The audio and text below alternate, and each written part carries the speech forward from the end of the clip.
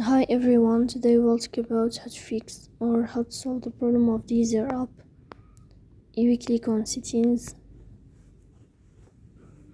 here in this page you can click on apps, default apps, app settings. On above you can search about Deezer app and you will enter. Then you can click on first stop and you can click OK. After that you'll enter to the window of storage. Here you can click on clear cache. In the end you can turn on your airplane mode and you can turn off your airplane mode again to fix that problem.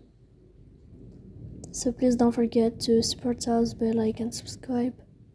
See you next time in another video, and thank you for your attention and your watching.